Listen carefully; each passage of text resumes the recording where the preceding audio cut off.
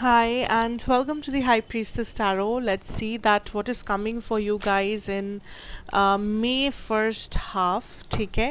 And ये एक बहुत ही जनरल रीडिंग है, तो जितना रेजोनेट करे प्लीज़ उतना ही लेना. जो रेजोनेट ना करे उसे आप यहीं पे छोड़ के जा सकते हैं. साथ साथ मेरे बारे में इंफॉर्मेशन आपको नीचे डिस्क्रिप्शन बॉक्स में से मिलेगा, आप वहाँ पे जाके देख सकेंगे. Okay, let's see here. Wow, there is so many cards. Wait.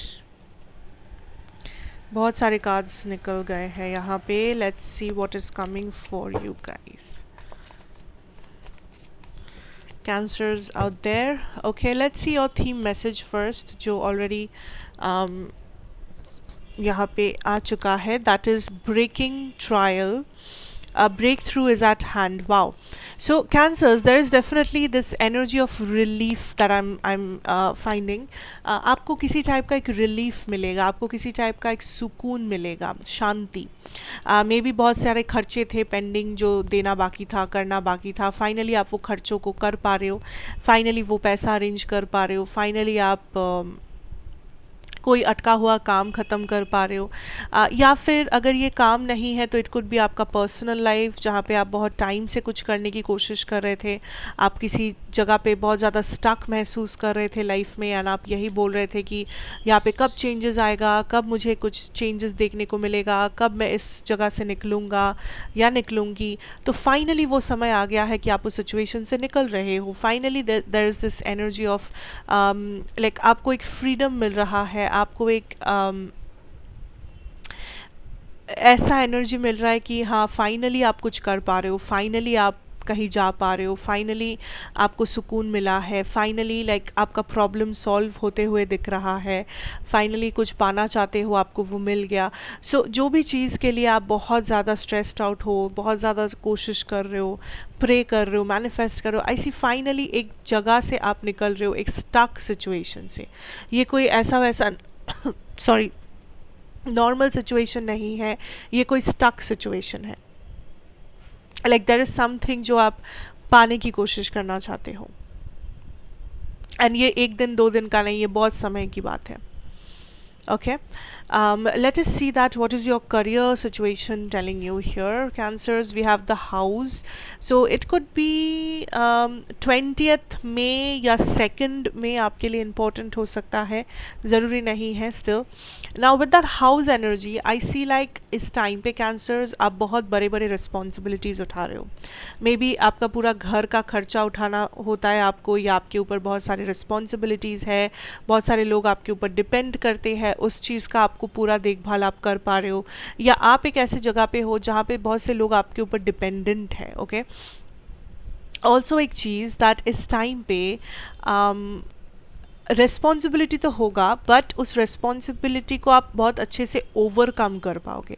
ऐसा नहीं होगा कि आप मुश्किल में फंस जाओगे या आप रिस्पॉन्सिबिलिटीज़ का कोई हल नहीं निकाल पाओगे. नहीं, आप उन रिस्पॉन्सिबिलिटीज़ को बड़े ही अच्छे से ओवरकम भी कर पाओगे. यू नो, आपका इनकम भी उसी तरह से होगा जिस तरह से मे बी आपको खर्चे देने पड़ रहे हैं या आपको रिस्पॉन्सिबिलिटी उठाना पड़ रहा है.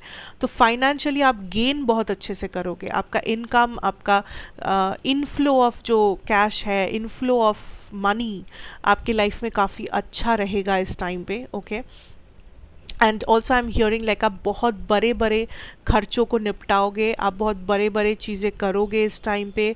जो ड्यूज़ है, जो कुछ खरीदना है, जो भी ये चीज़ है, so there is something big that is coming up, big and important. Okay, and आप इसे कर पाओगे. जो सबसे बड़ी बात है, आप इसे कर पाओगे.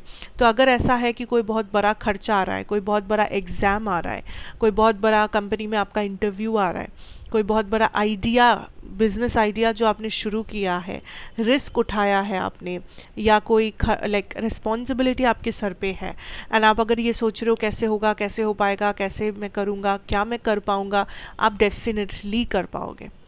भरोसा रखो, आगे बढ़ो, आप कर पाओगे. बिकॉज़ उसी हिसाब से आपको चीज़ें मिलेगा, उसी हिसाब से यूनिवर्स आपकी मदद करेंगे.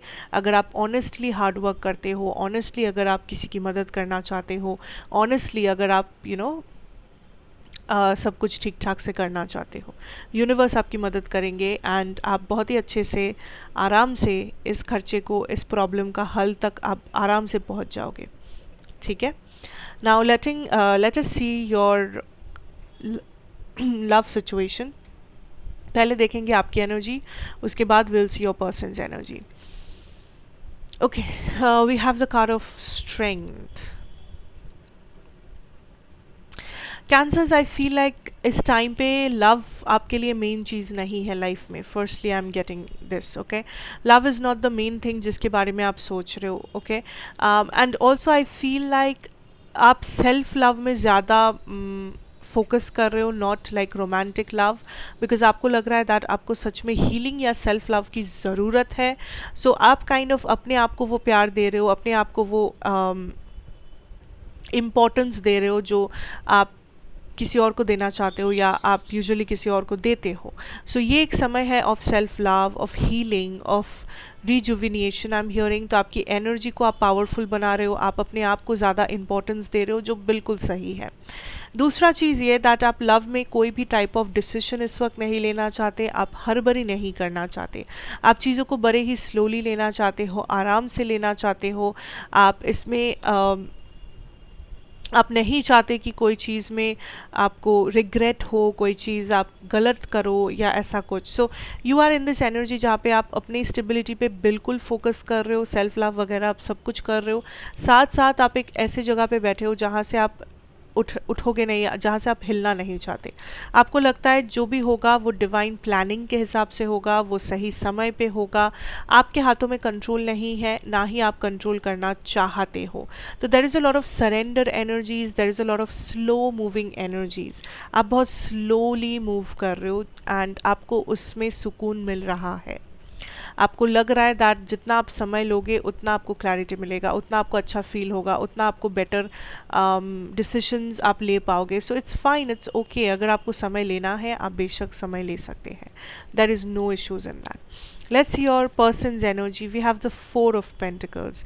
सो मे बी ये पर्सन एक वर्गो, टॉरस, केप्रिकॉर्न हो सकते हैं, ज़रूरी नहीं है बट स्टिल, या तो लियो हो सकते हैं।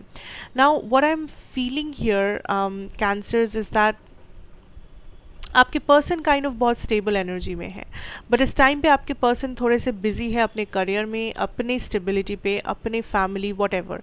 So this is a person जो इस वक्त ज़्यादा समय आपको नहीं दे पाएंगे या जो बहुत ज़्यादा बिजी रहने वाले हैं, बिकॉज ये पर्सन बहुत सीरियस है अपनी लाइफ के बारे में इस वक्त, या इनकी लाइफ में कुछ ऐसी चीज़ें, ऐसी घटनाएँ हो रही है जो इनके लिए बहुत ज़्यादा पार्टिसिपेटिंग है, जहाँ पे इनका मेनली फोकस इनको करना पड़ रहा है। ओके, नाउ कुछ लोगों के लिए ये भी हो सकता है कि आपके पर्सन थोड़ा सा नाराज़ है आपसे, क्योंकि इन्हें लगता है कि आप चीज़ों को बहुत कैजुअली लेते हो, या आपने कुछ नहीं किया, नहीं बोला जो आपको करना या बोलना चाहिए था, या आपने इनका सपोर्ट नहीं लिया जब आपको इनका सपोर्ट लेना चाहिए था।